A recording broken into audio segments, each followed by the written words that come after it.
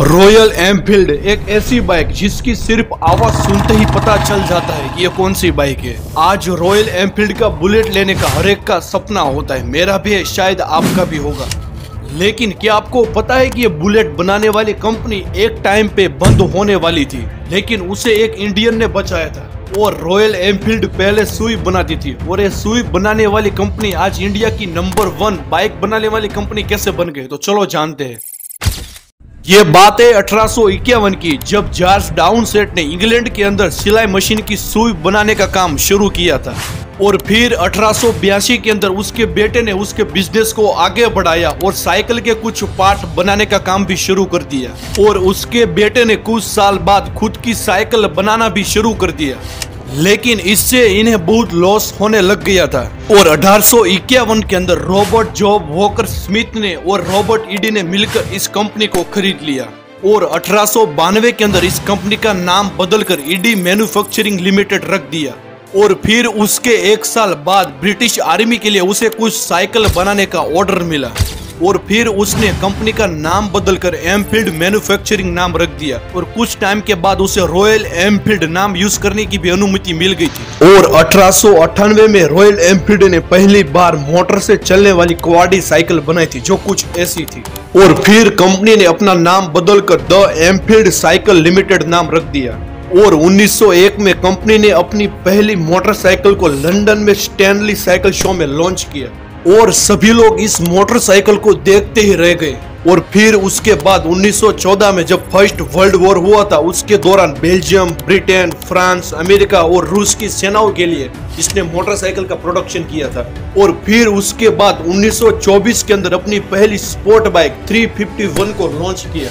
और इस sport bike के अंदर गियर को पैर से बदलना पड़ता था। और उस टाइम के अंदर 18 एकड़ में फैली हुई रेडिच कंपनी के अंदर आग लग गई थी। वो तो वहां पर जल्दी फायर ब्रिगेड पहुंच गए और जल्दी से आग सारी बुझ गई थी। और फिर होता है 1932 में बुलेट का जन्म। इस बुलेट को पहली बार लंदन के ओलंपिकिया मोटरसाइकिल शो में प्रदर्शित किया था। फिर उसके बाद 1933 में जॉब वॉकर स्मिथ का निधन हो जाता है और फिर उसके बेटे मेजर फेब स्मिथ को एमडी बनाया जाता है। फिर आपको पता होगा कि 1939 में सेकंड वर्ल्ड वॉर होता है। तब बहुत कंपनियों को मोटरसाइकिल की जरूरत होती है और तब इसने कई देशों के लिए मोटरसाइकिल बनाई थी। और इनमें से भी सबसे ज्यादा 125 सीसी एयरबोर्ड मोटरसाइकिल को बनाई थी। और फिर सेकंड वर्ल्ड वॉर के बाद 1949 में कंपनी ने 350 सीसी और 500 सीसी के मॉडल को यूके में लॉन्च किया। और इन दोनों बुलेट की खास बात यह थी कि इन दोनों बुलेट में एक जैसा फ्रेम, स्विंगिंग आर्म, सस्पेंशन और गियर बॉक्स और ऐसी सारी बातें सेम थी।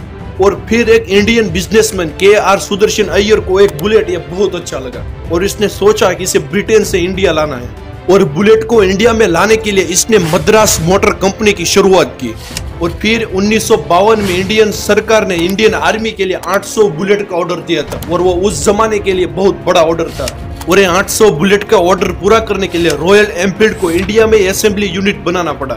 और 1955 के अंदर इंडिया में बुलेट की मांग देखते हुए मद्रास मोटर के साथ पार्टनरशिप करके चेन्नई की तिरुवनंतपुरम में एनफील्ड की फैक्ट्री बनाई।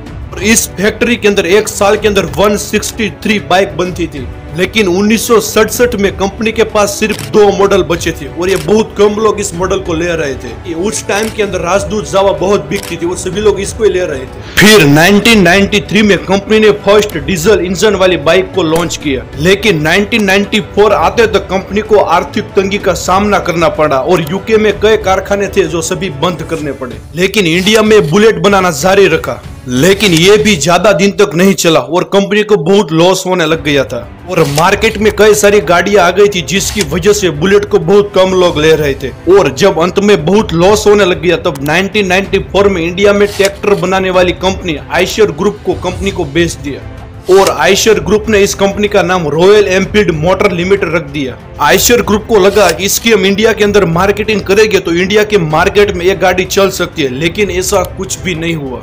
साल 2000 के अंदर आयशर ग्रुप को इस बुलेट की वजह से 20 करोड़ का घाटा हुआ था और सभी मेंबर ने सोचा कि इस बुलेट के प्लांट को बंद कर देते हैं और सभी लोग मिलकर इस रॉयल एनफील्ड को बंद करने वाले थे। तभी आयशर ग्रुप के मालिक विक्रम लाल के बेटे सिद्धार्थ लाल की एंट्री होती है। सिद्धार्थ लाल खुद एक राइडर थे और उसे बुलेट के बारे में पता था और उसने सभी मेंबर से 2 साल का वक्त मांगा था। और वो आयशर ग्रुप के सीईओ भी बन गए थे। आयशर ग्रुप के अंदर 15 बिजनेस चलते थे, उसके अंदर ट्रैक्टर बनाना, ट्रक, फुटवियर, गारमेंट और मोटरसाइकिल के बिजनेस थे। लेकिन सिद्धार्थ लाल ने 15 में से 13 बिजनेस को बंद कर दिया और ट्रक और मोटरसाइकिल बनाना सिर्फ शुरू रखा। सिद्धार्थ लाल का मानना था कि बहुत सारे बिजनेस करने से अच्छा है कुछ बिजनेस में मार्केट लीडर बनना। सिद्धार्थ लाल खुद एक राइडर थे और उसने रॉयल एनफील्ड को हजारों किलोमीटर तक चलाया और सारे स्ट्रेंथ और वीकनेस दोनों को पहचाना। और उसने सोचा कि आज की जनरेशन को इस बुलेट के अंदर क्या चाहिए, वैसी फैसिलिटी इस बुलेट के अंदर लाई। उसने बुलेट के डिजाइन को अच्छा किया और पावरफुल इंजन डाला और लुक भी बहुत बढ़िया कर दिया था। और फिर सिद्धार्थ लाल ने रॉयल एनफील्ड के कई सारे मॉडल को लॉन्च किया। जैसा भी आपको मॉडल चाहिए आज रॉयल एनफील्ड के अंदर आपको मिलता है। और एक टाइम पे रॉयल एनफील्ड की सेल जो गिर गई थी वो अब ऊपर आने लग गई थी। और रॉयल एनफील्ड ने 2022 में 8,34,000 मोटरसाइकिल को सेल किया था और मई 2023 में 77,000 से भी ज्यादा मोटरसाइकिल को बेचा था। और इसी वजह से 1999 में आयशर ग्रुप के एक शेयर की प्राइस 1 रुपया थी और आज 2023 के अंदर एक शेयर की प्राइस 3,345 रुपये है। और आज रॉयल एनफील्ड की पेरेंट कंपनी आयशर ग्रुप का मार्केट कैप 11.2 बिलियन डॉलर का है, यानी कि इंडियन रुपीस में देखा जाए तो 90,000 करोड़ से भी ज्यादा का मार्केट कैप है। और आज रॉयल एनफील्ड पूरी दुनिया के अंदर धमाल मचा रहे और सभी लोग इसको लेना चाहते हैं। और क्या आपके पास रॉयल एनफील्ड बाइक है? कमेंट में जरूर बताना। और ऐसे ही केस स्टडी वीडियो जानने के लिए चैनल को सब्सक्राइब और लाइक दोस्तों जरूर करें। और हीरो स्प्लेंडर इंडिया के अंदर इतनी ज्यादा फेमस क्यों है उसके बारे में अगर आपको जानना है तो आप ये वीडियो देख सकते हैं। जय हिंद, वंदे मातरम।